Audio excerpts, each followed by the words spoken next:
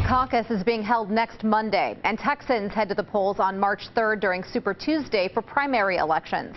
A new Emerson College poll has Senator Bernie Sanders in the lead. Sanders has 30% and former Vice President Joe Biden has 21%.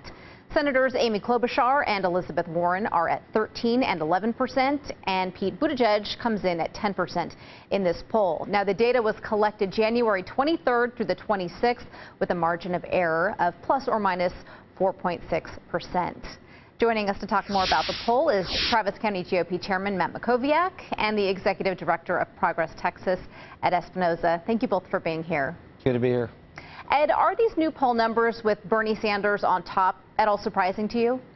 Yeah, they are surprising. It's definitely an outlier with the other polls that we're seeing right now. Part of the reason is because when you get this close to a caucus, things start to shift. But a caucus itself is very difficult to poll. I've worked in Iowa caucus back in the 2008 cycle.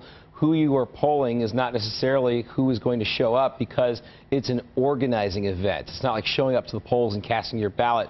But it's also this particular poll is also an outlier. An Emerson poll that was conducted from the 21st to the 23rd showed Biden in the lead with Bernie in second. So I think you're seeing a lot of fluid right now. People are starting to get excited at the last minute.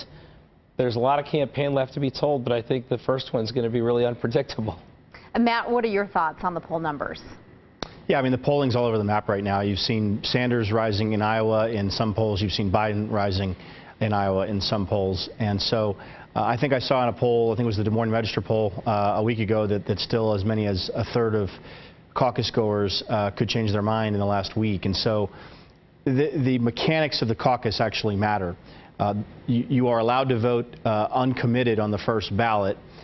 So you're going to have a certain number of people that are going to want to see how the other candidates do in the caucus location they're at. And then you're going to have a certain number of people who vote for candidates who are not viable. If you aren't at 15% at the caucus location you're at, the person you vote for, then you're forced to vote for someone else. And that's where second choice stuff matters to a great extent. So to me, the big question is, does Biden finish ahead of Buttigieg?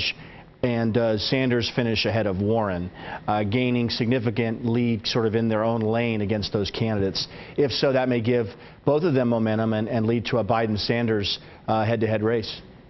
Ed, why do you think Joe Biden, at least in this poll, is falling behind? Look, I think, and pardon me, allergies, I think one of the things you're seeing at this point is there's still so many candidates that are polling this high. Normally you don't see that. You see 2 or 3 candidates that have pulled ahead and are really starting to siphon off most of the votes. That's not happening now. You've got 5 candidates, 2 of which are in front, and the other 3 that are fairly close behind. And Matt makes a good point about the caucuses.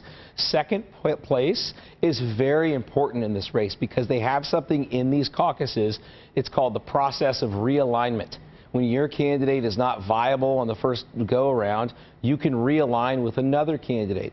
And it may be the candidate you like the best, or it may be another candidate that you're aligning with to slow down the first place one.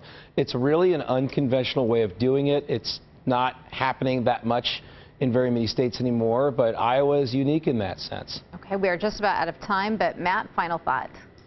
Well, I think Iowa is going to bring some clarity to the Democratic primary.